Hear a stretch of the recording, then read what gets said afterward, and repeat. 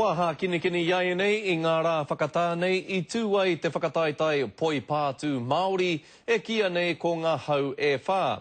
Hei whakanui I te toru te kautau e tā koro ana te iwi Māori I te tā koro nei.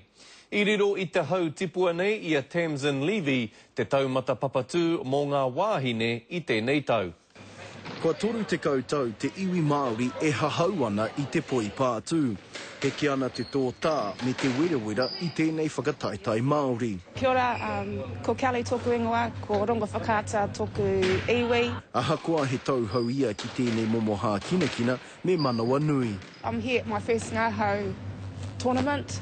It's a national tournament for Māori squash players. He hā kinakina poipoi I ngā toki poi pātū o a pōpō. Mene ka tiroa ki ngā tāngata pēra I a Joel King, ko tai nei ki ngā taumata teiteo te ao. Whai muri ake ana ia ko tētehi o ngā whetū poi pātū Māori, ka tahi anō ka hoki mai New Delhi ko Tamsin Levy. Ka riro ki aia te taitara wahine Māori toa o te whakataitai nei. Kāre he tauira nui ake I ēnei momo toa, ko toru te kautau tēnei whakataitai, e poipoi ana I te Māori, kia eke ki ngā taumata o te poi pātū.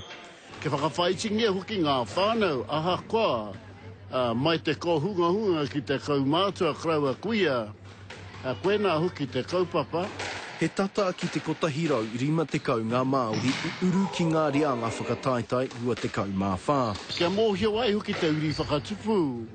Wa tātou te mariki mokapuna e tipu ake nei. Kia mōhia mai ai he wāhanga hoki mua wa tātou tikanga I roto hoki ngi tue nei tū momo ahuatanga. I rongo hoki a Kelly ki te wairua te whakataitai poi pātū a te Māori, me te mea nei ahako kāore ia I eke, rika tonu ana te kaupapa ki aia. Very enjoyable.